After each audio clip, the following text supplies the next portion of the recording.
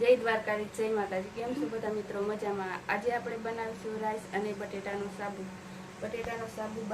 Rice અને બટેટાનો સાબુ બનાવવા માટે આપણે સોપ બેઝ કટિંગ કરી લઈશું। તો આપણે સોપ બેઝ સરસ લેવાનો, એથી આપણા સાબુ સરસ બને।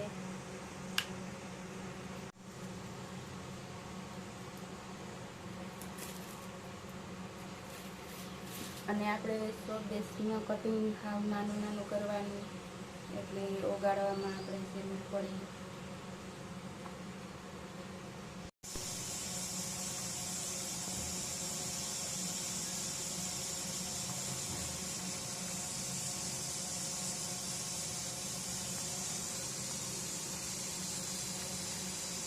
તો આપણા મનીષાબેન આવી ગયા છે સોપ બેઝ કટિંગ કરવા।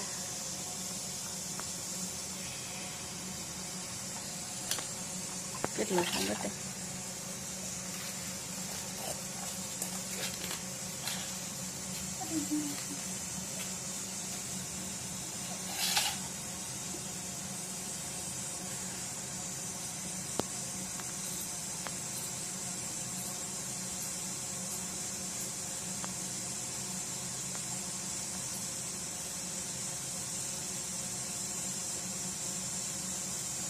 આમાંથી એક કટકો કર લે, આમ અહીંથી લાંબો બીજો રહેવા દેજો। બીજું પડ્યું તે આપણે આમ કરી નાખી। હા ના, મુલતાની મીઠીનો સાબુ બનાવવાનો। અને બટેટાના રાઈસનો સાબુ સ્કિન માટે બહુ સરસ છે। સ્કિન આપણી ટાઈટ અને વ્હાઈટ બેય થાય છે।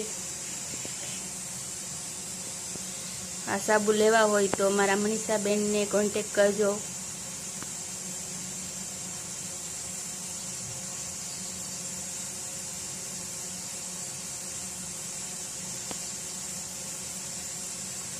મારા મનીષાબેન સાબુ જ બનાવે છે। કાલે બનાવ્યા હતા બીટના સાબુ, આજે બનાવે છે બટેટા અને રાઈસના સાબુ।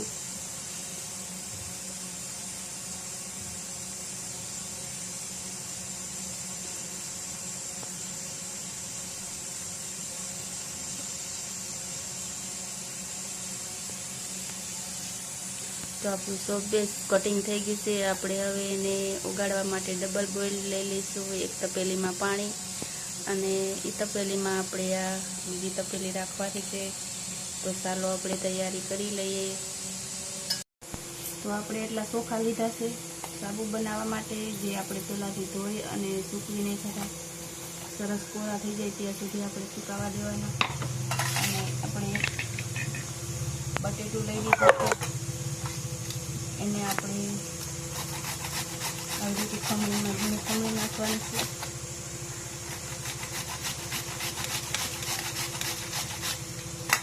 ખમણીને આપણે આનો રસ કાઢી લેવાનો છે। ગમે કોટનના કપડામાં લઈ અને બટેટાનો રસ કાઢવાનો।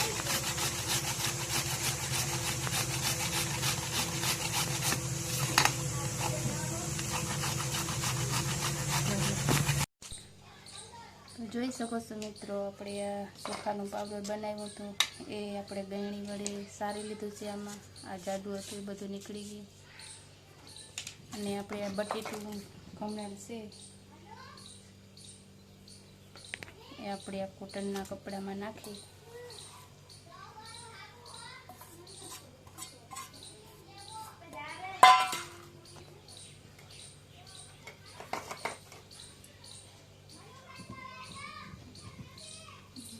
બસ આપણે બટેટાનો કાઢી લેવાનો છે।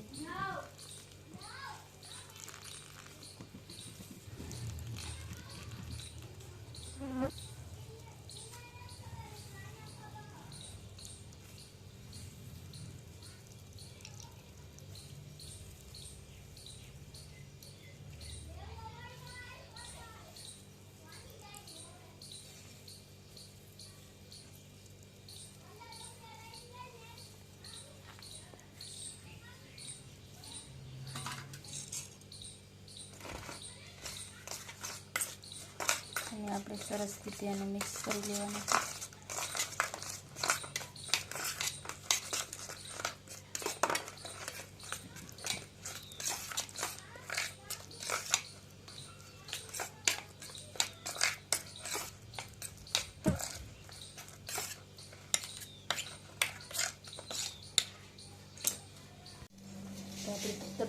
પહેલાંથી પાણી ગરમ થવા મૂકી દીધું છે, એટલે પાણી ગરમ થઈ ગયું એટલે આ બીજી તપેલી આપણે સોપ બેસાડીએ છીએ એમાં અંદર રાખીને આપણે આ સોપ બેસ ઉગાડવાનું છે.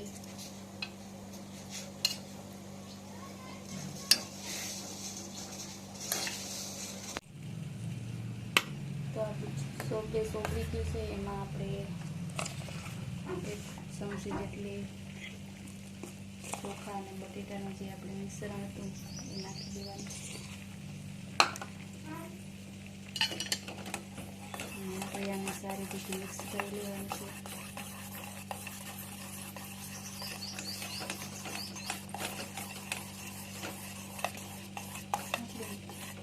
એક ઝીણકી ચમચી આપણે ટોપરાનું તેલ નાખવાનું છે.